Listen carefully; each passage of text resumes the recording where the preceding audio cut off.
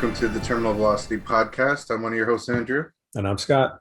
And this week we're going to tackle something a little fun, a little different. It's still within the nerd geek culture realm.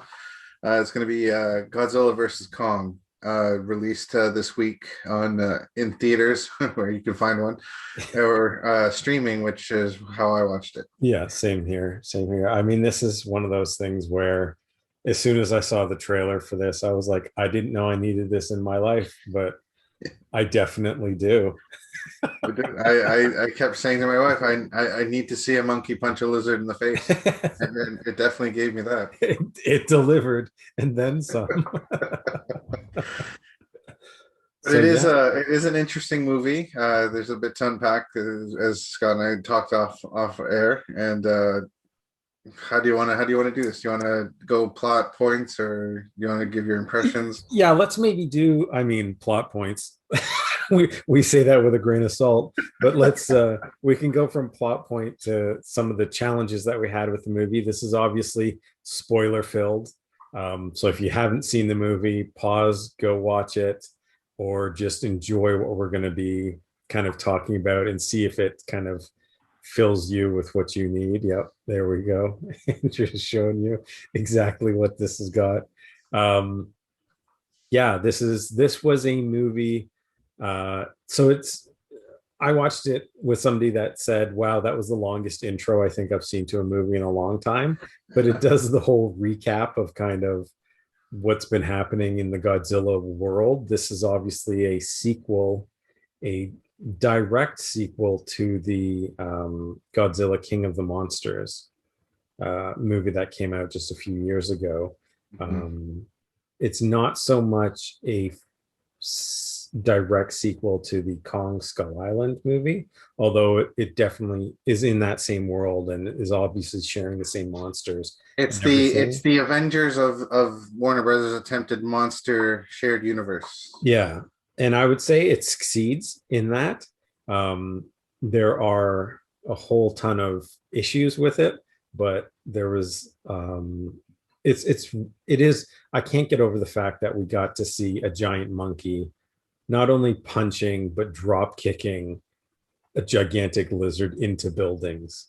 But I digress. So yeah, the story I'm impressed that we had a monkey doing like flips off of buildings and fighting, but also with a battle axe. With a battle axe, with Mjolnir, basically.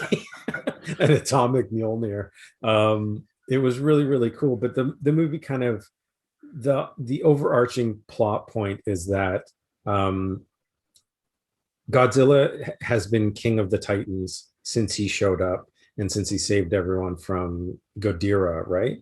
Yeah, well, I mean, technically, since he saved us from the first kind of awakened kaiju's in the original Godzilla in 2014. Yeah, which a lot of people might not have even watched because it was kind of a snore fest, but it was like very they had slow. it was very slow. You never saw the monster until like the very end. Remember Godzilla King of Monsters? Yeah, where he fights King Ghidorah. Like I've heard different pronunciations. The movie pronounced it different than I'd ever heard it. Ghidorah or whatever they called it in this, but Ghidorah. Anyways, it's like a three-headed Hydra Yeah. kind of a dragon monster. And if you stayed around for the post credits for King of Monsters, you saw Apex find the skull of Ghidorah, or the head of Ghidorah, which was to hint at what would come in this film. Yeah. And where this movie picks up, it's been I think they said it was like 3 years. It had been quiet. Like Godzilla just returned to the ocean and life resumed as normal. There's been no kaiju attacks. Everything was in balance. And then out of the blue, Godzilla just emerges out of the water to just lay waste to the Apex compound, which I don't know about you, but like a company called Apex, and it's like this super secretive conglomerate with like a slimy businessman head. Like nothing suspicious there. I know, we were joking about it in the movie. I was like, ooh, this person showed up in all black outfit. Ooh, they're wearing very dark sunglasses. They're definitely the bad guy. Nothing shady about these people whatsoever. No, it's the giant monster's fault. But he's just like acting uncharacteristic, basically, because we've seen Godzilla as humanity's like protector, and here he's just laying waste to everything. Mhm. So yeah, I really enjoyed that kind of beginning where he's just trashing everything. Because like to me, I'm like I always kind of saw him as like this like protector too. So I thought, oh, these guys are like he's like there's something up in this facility specifically, Mhm. like in the last movie there were like I thought that maybe they had that technology that could control kaiju like they were using kind of in that last one. Mhm. But it felt like they were gonna try and make like it almost like a false flag attack, like making Godzilla rampage. I Yeah. mean, you get public opinion like that they need to do a solution, which is kind of I think what was going on. Yeah, it's kind of hinted at, but they never go full force into that kind of plot point. Maybe Um, on the cutting room floor. it maybe was. So yeah, Godzilla shows up and starts laying waste to that facility, and then we kind of cut over to, I guess there isn't much explanation for this one, but everybody knows about King Kong, and he's kind of been, Oh yeah, that was the opening. It was like it was him doing his morning routine. yeah, doing his morning routine and then just laying waste to, or at least throwing a tree basically as a spear into this hologram facility that he's been kind of stuck in on Skull Island. Yes. Um, so they haven't removed him from his home, but they've kind of trapped him there so that they can study him a little bit more and a little Let's bit more study him and closely. to protect and to shield him from Godzilla and to also the storm that protects Skull Island had consumed the island Hmm. is what they were kind of explaining. But essentially, it's two alpha males like in the same room. It's like two roosters in a hen house. Like it's like Yeah. they're trying to keep him preserved because he's kind of the last of his kind. And like if Godzilla kind of detects him, but just by sheer nature, they'll be drawn to a battle, basically, like to establish dominance. Hmm. Which It's is toxic del- masculinity at its finest. at its finest. And the promise of that conflict actually happens in the movie. You've seen it in the trailer when they're fighting on the ships out at sea. Now, my wife actually pointed out a great point to this, which I didn't think about, is that if it wasn't for humans, Kong would have got his ass kicked a couple times in this movie. Well, Which considering the first battle was at sea, like he said that he's he's definitely not doesn't have the totally at home a field advantage. disadvantage. Yeah, he's totally at a disadvantage He for showed up to play hockey in a swimming pool. Like it. it's He's not set up for success in that one. Which is now if funny it because had the it been whole on time, let me ask you a question though. okay. In your movie, and this kind of plays into what the first battle is, because I asked everybody in the room and everyone was like, oh, I don't care. But I was firmly in Camp Kong. I Oh, I wanted, was too. Like, I love Godzilla. Don't get me wrong. Like, I think it's a fun monster, but like, come on, he's the king. You yeah, gotta. He's the. I mean, and obviously he's the closest thing to the human avatar in this movie. And hmm, if you watch Skull Island, like you found out, he's kind of like the. He's supposed to be like the protector of everything, like keep everything in check. yeah, He's the last of his kind, so he's kind of got that whole, like underdog Superman like every all that behind him, but like they humanized him right at the beginning. He wakes up and wipes the sleep from his eye and has a shower and like it's yeah. like he's like you. Kong is just awesome. And then so he's in this battle. What they're trying to do is they've actually confirmed that the hollow earth theory that they introduced in Kong Skull Island is Yeah, true, yeah. and that all of these monsters and things have come from the center of the earth.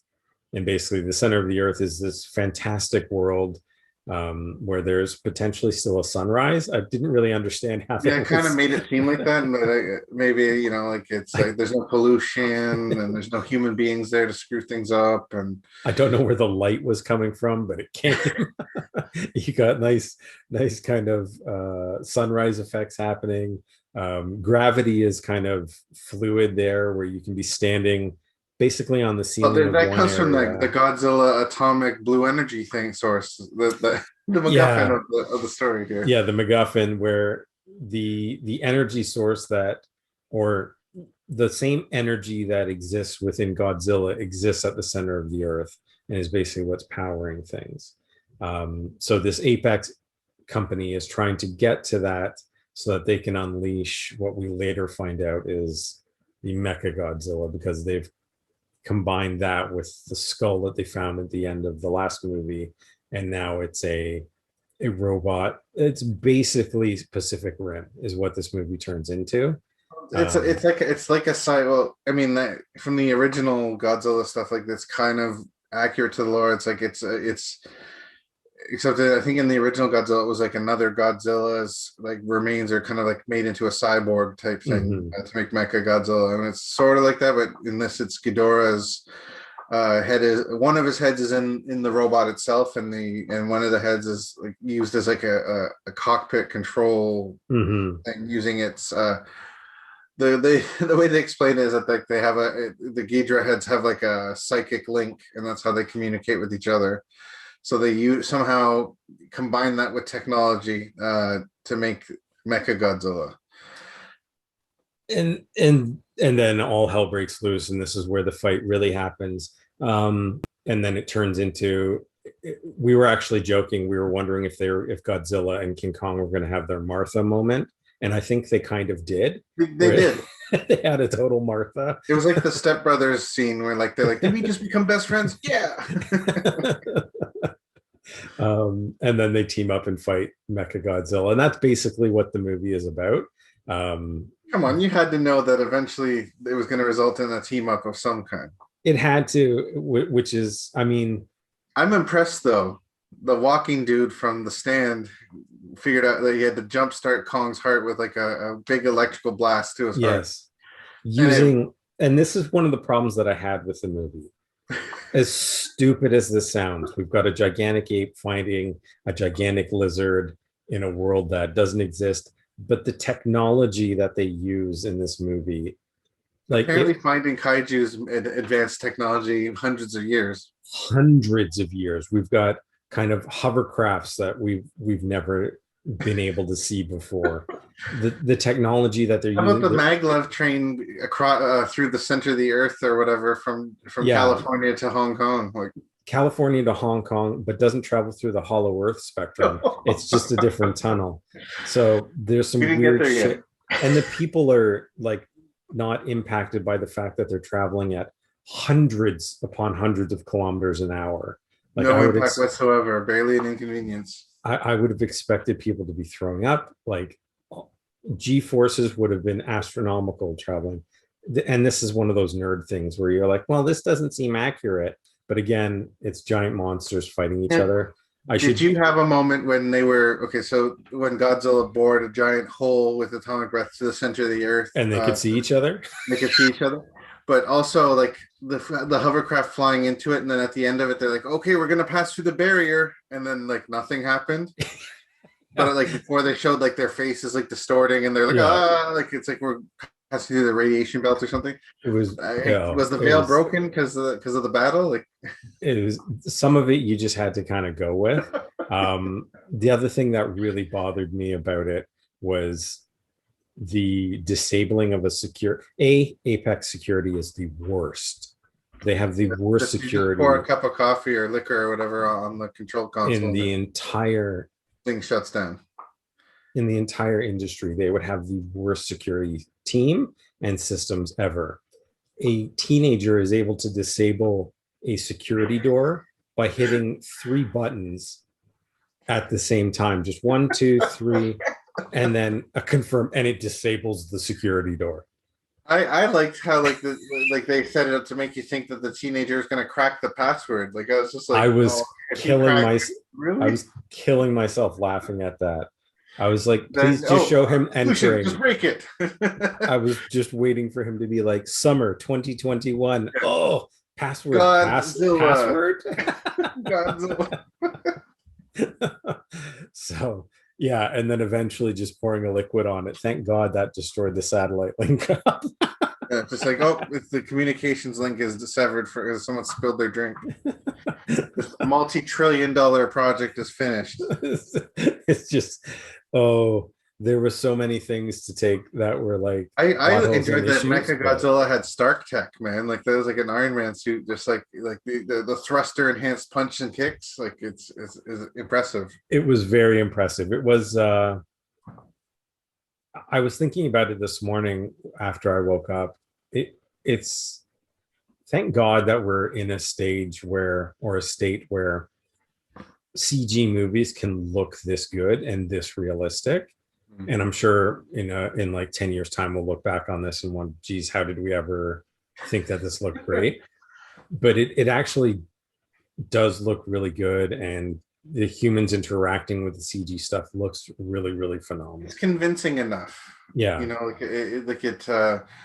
there are spotty moments that I noticed, but like it wasn't anything where I was like, oh, like I can't believe they did that. Like it's very like they did spend the money on this Yeah. part of it.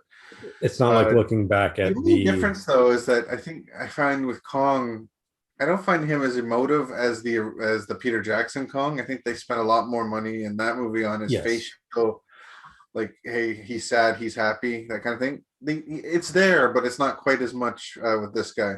Well, that's because now he knows how to use sign language. That's right. Kong knows sign language, so it doesn't need to be as emotive Well, in cousin Lisa facial from Congo expressions. taught him. Me, Lisa, you Kong. I mean, when that was another part when that happened, I was like, of course he knows sign language. He understands us. And he He's not a knows dumbass. and he knows American sign language. Of course.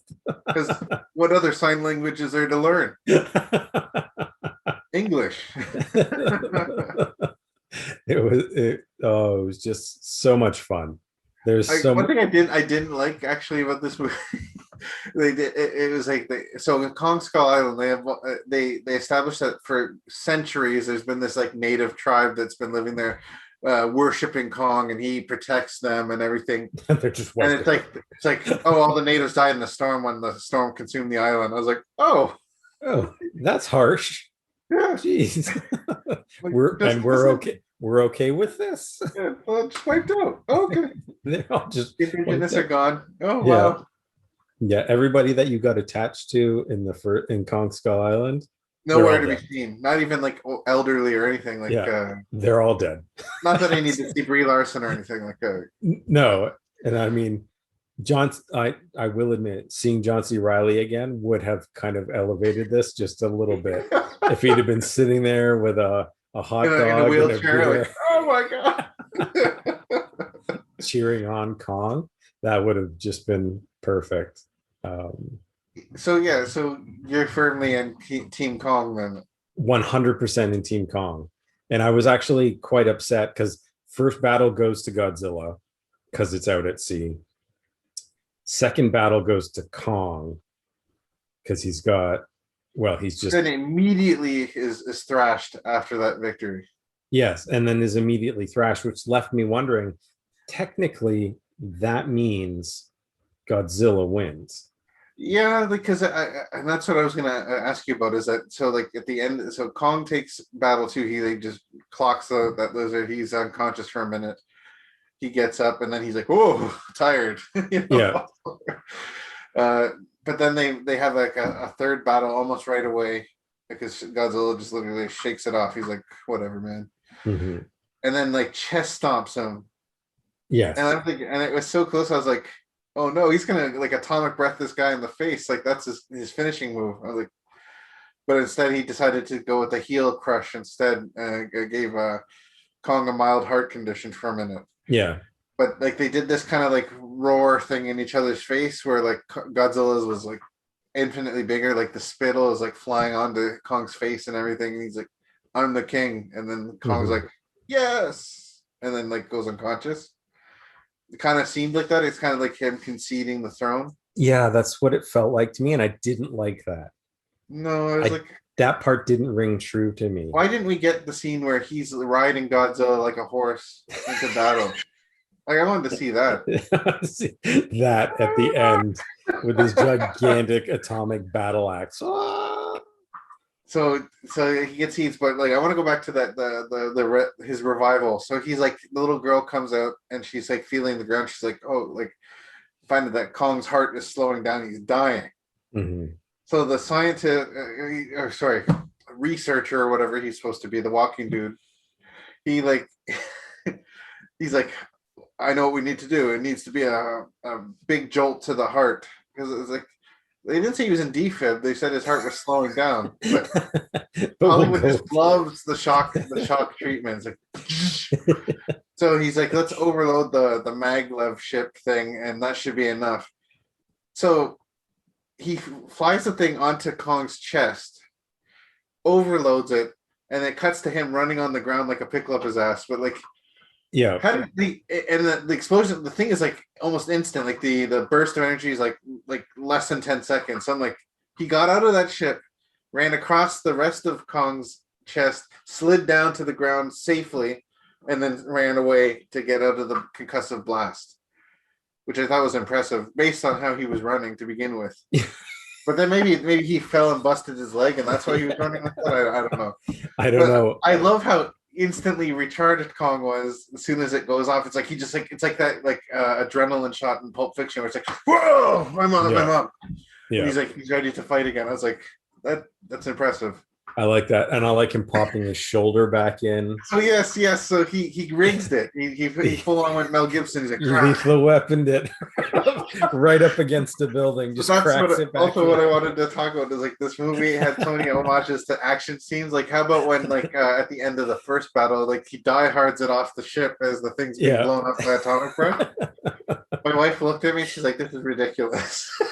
It was, of course, I love it. It's completely ridiculous. I literally so much fun. I literally rewound that 3 times. With his tiny little legs. Just before it explodes. Oh, it was awesome. It was amazing. I loved him climbing over the buildings, and as we were saying before, I was just waiting for him to do a pile driver or what, like you said, the people's elbow, like something that it was so 1980s WW wrestling that it was just I was waiting for something like that. They gave you some like traditional wrestling moves in there. He did do a bit of it, and I like that he was like, this is some pretty stable buildings because sometimes they explode like dust and paper, and other times he can run on it and leap off, use it to force himself to land on him. They withstood some atomic breath actually hitting them and slashing through their base, and they were still standing. It was really impressive. I'm guessing that since the first kaiju attacks, they've really taken a look at how they engineer buildings now. Yes, because before you can't just engineer it for earthquakes. Now you got to engineer them for kaiju attacks. Kaijus. Unless you want your insurance to not cover your claims. Kaijus. Can you imagine what insurance would be like in that world where like it's like a kaiju could destroy your house? I'm guessing it's mostly people in coastal regions that pay a lot of money, but people that really get coverage in those areas. Yeah, people that are landlocked, they're like, "Oh, you're fine. You've got tornadoes to deal with." With your renewal this year, there's been an increase in kaiju attacks. Within the last 3 years, Godzilla has rampaged 3 times, so we're gonna have to raise your rates. Yeah. You've got comprehensive, you've got kaiju, you've got incidental insurance. Now there's the King Kong clause. If King Kong comes to your aid, then we might be able to give you a 10% discount. Yeah. But I imagine everybody's insurance is probably at a comfortable rate. It's their deductible that's a real pain in the ass to deal with. $12 million deductible. Sorry. Oh God, there's so many things. Inflation might be there if that future tech that exists. Like I don't know what year that movie's supposed to be in. Well, that's the thing. This was one of the other things that kind of bothered me about it is, okay, it's 3 years since then, but those other movies felt like they took place now.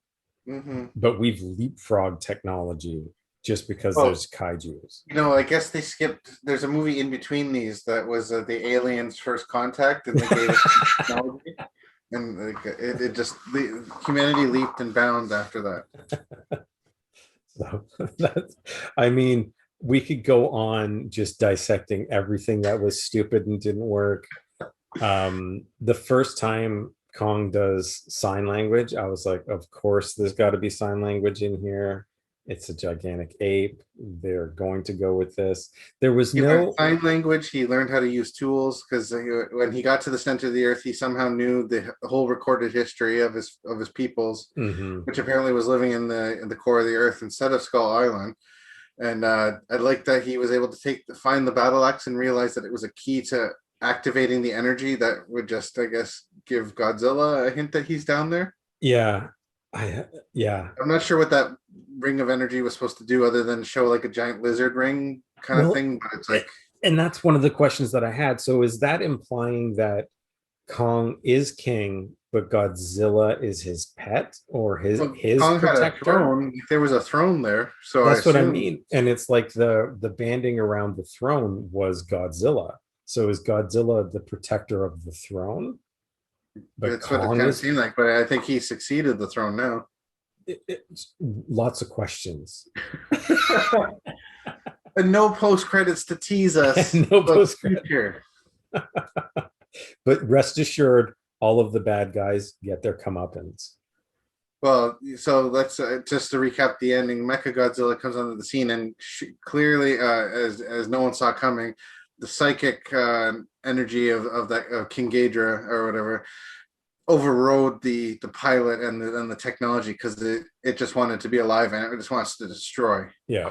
So Johnny like Five, I'm now, alive. one thing this reminds me actually. I'm gonna before I recap the ending there. Did you enjoy the comeuppance for all the three main villains of the story? I was a little, I was okay with this sounds terrible. The girl getting destroyed by Kong, just kind of just like The funny thing crushing his about ship. that scene is I literally when she reveals that she's evil, which we already knew, but like Yeah, the because of her dark reveal sunglasses. I turned to my wife and I said, okay, she just needs to like get crushed and explode or something like that Mhm. by Kong, not knowing that like literally 2 minutes later he was gonna pick up the ship and answer, like just matter of factly crush it and blow it. Yeah. Blow So that was okay. I didn't mind her dad basically just getting just wiped away by Yeah, Mecha Godzilla. about doing his monologue, his evil Well, monologue. and that was another part where I was like, of course they're bringing these kids that have breached security to the boss It's not the boss because during that's his what big happened. moment so that he can Whenever monologue there's a security breach during a critical moment in the launch of our product, you bring to the the riprap CEO. to the CEO for an uh, explanation, so so that he can happened. tell them his evil plot. I was mostly disappointed because it was as stupid as this sounds. It was so cliche that the guy just gets electrocuted in his chair while Yeah, he's got the psychic link. That's the one where I was most let down. it's like no, I accepted all the other stuff, but no, No, not that. that is too easy. Too Come on. easy. Because what I really felt was missing from this, and again, this sounds so stupid, but what I really felt was missing from this was there was no human connection to Godzilla. Kong Yeah, had the human connection. He had human connections in the other movies. There wasn't that kind of moment where, which I would have loved to see one girl standing on one building, one girl standing on the other building they also have to fight. as their big monsters just attack each other in the It's like a background. giant Pokemon battle. It's like I choose you, Kong. Yeah, yes, I summon you. That's because Kong, I mean, Godzilla is for us all. He's the protector of all of us. He might step on some of us, but the intentions are good. Collateral damage. It's all. Yeah. It's just an Hey, you got to get out of accident. the way of a force of nature. You can't be right there at ringside. Yeah. You've chosen your fate if you do. Again, if you live in a coastal region, I am sorry, but that is just a cost of living out there. Yeah. For the ending, so like the Mecha Godzilla is activated and it's going well at first, and then it realizes, hey, I'm evil, and wakes up, overrides the technology because the dead skull has residual Mhm. life force, I guess, and takes over its mecha body, but still relies on the satellite uplink for some reason. Still needs that satellite uplink, yes. Yes, to that console. It's not This using. the singular console. No But backup. anyways, like There's no he gets out redundancy like, systems. it's like you take an old timer hockey like goaltender with like the old like pillows for goalie pads, and you put him up against a state of the art hockey player with all the latest tech. Godzilla gets thrashed. Like this, like he can do all the regular Godzilla moves, but so can Mecha Godzilla, enhanced with missiles and Mhm. jet propelled punches and kicks, and he's just faster, outclasses him in every way. I would love to see the budget for that technology for that to make a machine that could run like that. But wait, there's more. The MacGuffin is it needed Godzilla energy in a little crystal in order to power it, or it just no energy source on Earth could power They, that thing except the little sample I was going to they got say, to recreate the energy. it's not even the actual source that they It's a have. synthesized It version. is just a synthesized version from an analysis that they do on a computer that is hyperlinked back to the main Yes, console. it makes sense. It's science. It's science. Within minutes, they've replicated this alien energy Ready to source. launch. Ready to launch. We're Oh, going live with the product. I love that the guy's like, it's untested. He's like, do it. yeah, one of the There's bad no guys other time for this. who's like, I've been the pilot of this Mecha Godzilla, but I challenge whether we should be doing this now. Maybe Yeah. we should see how it reacts to the energy. No, immediately. There's no time to wait. There's no time for beta testing. They'll beta test it for us. Yeah, exactly. Oh man, I love that we are so. What was the business's end goal? Was it like brand Godzilla a threat so they would have Mecha Godzilla Yeah, come out to protect them, or was he just gonna trash the city anyways? Like what's the kaiju business model? Like I just wanted. it was to prove that they could build their own Titan to handle any other Titans that show up. No, it's like It's just security that costs. it's just that they could build Jaegers, basically. So yeah, it's like Justin Hammer's version of the Iron Man suit, just Yeah. like superior in every way. Yeah. But like, It so really is a blending of Pacific Rim and Tony the Stark.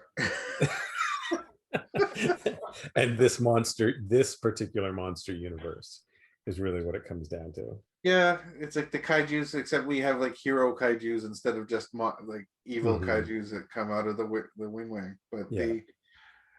Mecha Godzilla comes in, he's just thrashing Godzilla, outclassed him completely. He's about to get whatever they call his red beam, the red atomic breath. Yeah.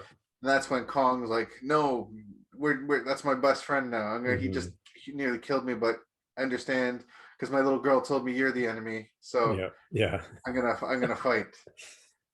And he's got his gets into atomic the battle axe. and starts like, yeah, I love that battle axe. I don't know why it didn't sever Godzilla's face. I don't know, because it was shown to really do damage. For Mhm. some reason, I guess the atomic blast hit it at the right second to stop it from actually making contact. But anyways, somehow he's able to, with the combined efforts and I love the tag teaming nature of their fight. They're like totally in sync with each other. The way they were able to dismantle Mecha Godzilla, but the teenager had to pour the alcohol on the control console to disable part of the Mecha Godzilla for reasons, in order for them to get the advantage, which allowed Kong to slice off its limbs and declare victory. Yeah. And that's one of those things where it's like, okay, so really the humans are king because we The Kiwi is now the king of the monsters. yes, the kid from Deadpool 2. Is it bad though that when like Kyle Chandler comes out back into the for his glorified cameo, where he's just like the head of Monarch is just like showing up to react to things? That's all he was there for in this one. Entirely To look concerned, like show up and look concerned. It shows up in Hong Kong after a massive devastation. He took the maglev, man. He took the maglev train. Somehow got there within the same day and found his daughter in a place that In a is a crowd, population of billions. like millions and millions of people, manages to find her on the one street that they're running down. Yes, I love that we're getting so annoyed at these small details. I know. And but I did love that when the kid was trying to say it was the girl's fault. He's like, "Shut up." Yeah. That's so not what you usually get from the parent character. I enjoyed that because that's exactly what I would have been like to some kid that's trying to blame my daughter in a moment like that. Yeah. Like, shut up, man. Grow a pair. Girl. Oh, it was. I mean, it's got so many plot holes. Oh, it's a disaster when it comes to like, like you talk to when you get to the human scenes, it's a slog. You're kind of bored. You almost check out. Yeah. You're like, okay, we'll just get back to the fighting. Why, why when it's a movie, the movie's called Godzilla versus Kong. Right? I'm not expecting like Academy Award dramas here. I'm literally just needing to see the two beasts fight. Wait. You really need the humans? You weren't expecting Shakespearean prose to be No. coming out of this movie? I mean, I expected the monkey to hold a skull in his hand, but that's about as close to Shakespeare as I needed. But I just why do they feel the need to just bog it down in pointless human scenes? When you could have humans be there, obviously. They had they had the plot points already established. Yeah, Godzilla has been going around, kind of establishing himself as the king of all monsters. They're protecting Kong because he's the last of his kind. If Godzilla senses him, then they're going to end up fighting, and one of them is going to die or bow to somebody. Perfect. That was all the story we needed. To anything, and then he did. Yeah, but did he? This is the thing. I kind of think he did. I kind of think he conceded. He drops the axe at the end, and it's kind of like, okay, you're the boss. He wasn't beating the chest. He was like, okay, I get it. Yeah. And he's also older, the last of his kind. Something's got to protect humanity. Godzilla, I liked the graying beard. As a man with a graying beard, I appreciated him having one. Yeah. Well, I mean, he was a young guy in 1960, whatever Kong Skull Island took place on, right? And see, so then this turns into just an ageist movie, really. You've got a young Godzilla attacking an elderly statesman, and it's just kind of inappropriate. New, man. It's elderly abuse, is what it comes down to. It's millennial versus boomer.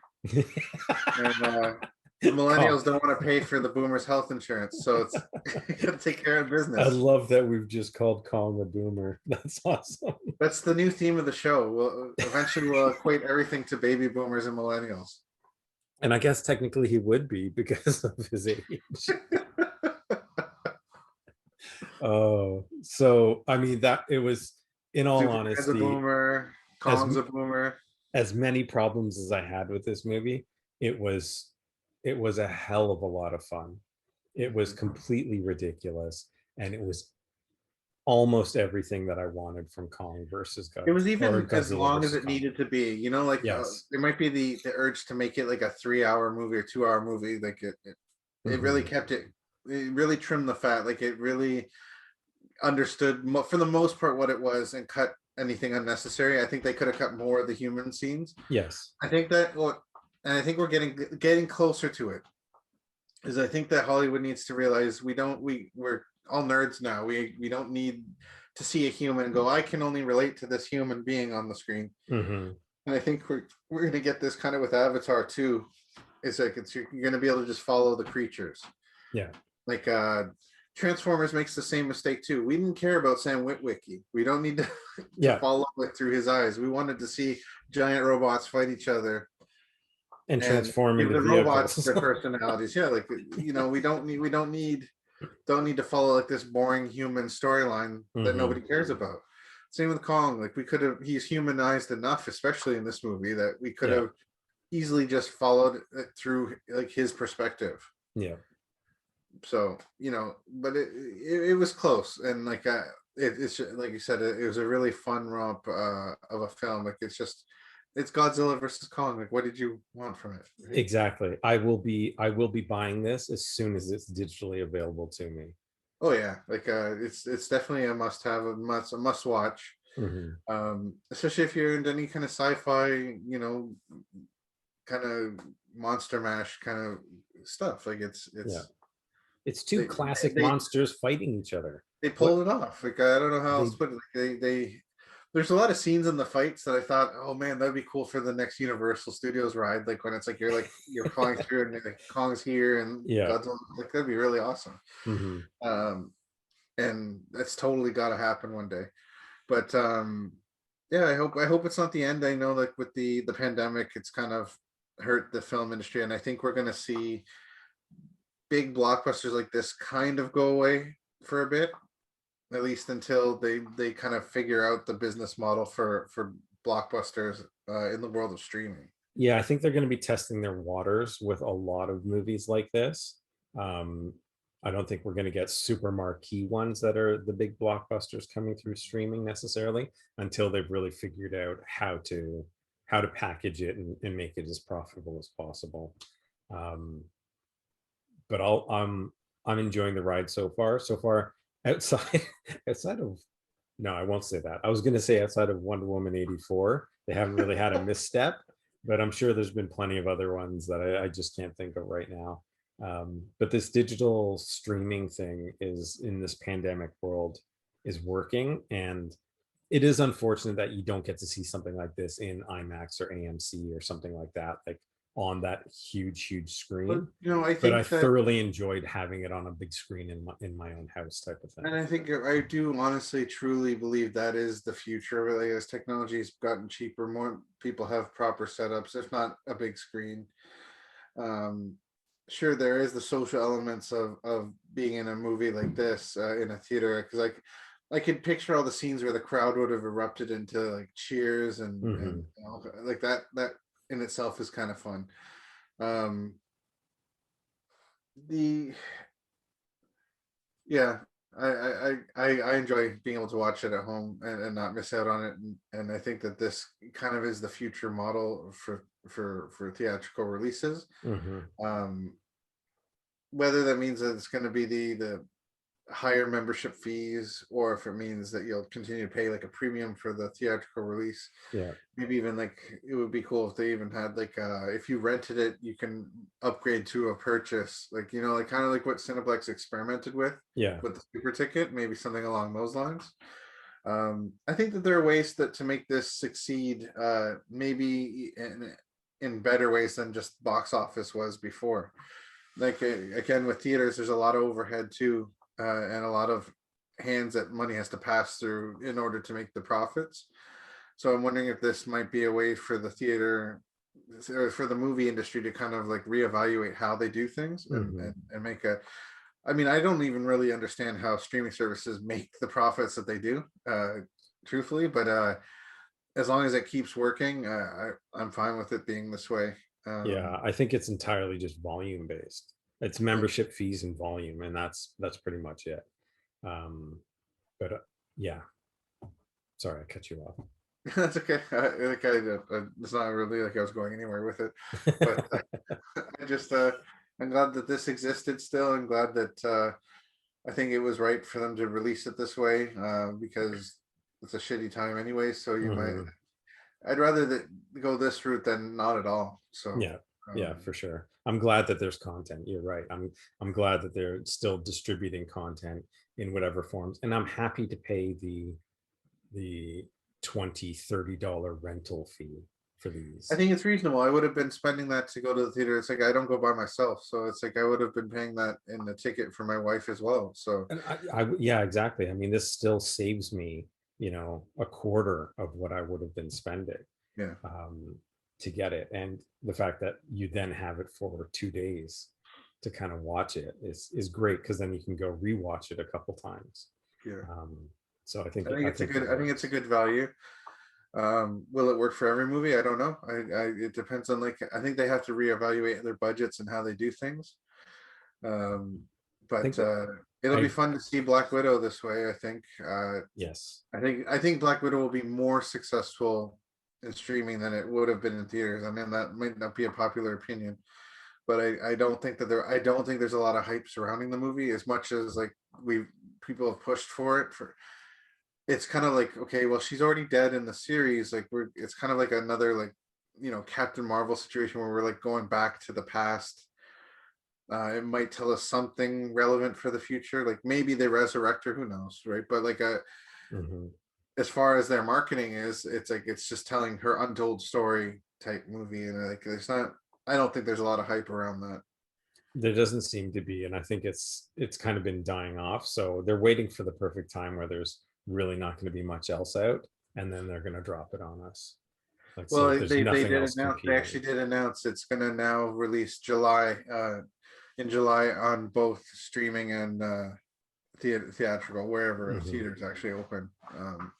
So Disney did concede on that one, which Yeah. is, I mean, that's the thing with like a shared universe with the Marvel Cinematic Universe. You can delay for only so long. Mhm. Like we're getting into territory where like Doctor Strange has already finished filming, Shang-Chi is already finished filming. Like Eternals is already done. so like they this pushes back everything. So they had to kind of eat crow on this one. Mhm. Um, I and I know we're going off topic here, but I think that if anything, WandaVision and Falcon and Winter Soldier are proving that the MCU can very well have a future in streaming. Yeah, That totally. work. Yeah, those are two very good. One great show, one very good show. Like I think you're right. They're proving that their their content is more important than their medium that they're using to actually get it out there. So that's very true. Um, okay, so I want to get into kind of the final piece of what would you rate this movie? I have a strong feeling of what you're already going to rate this, but what would you rate this movie? I give this five haymakers from a monkey to a lizard's face out of 5.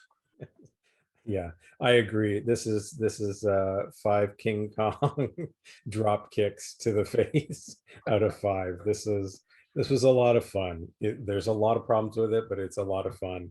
And as you say, it's great that we've got it in the streaming medium, so we can go back and revisit this whenever we want to, really, which is the added bonus.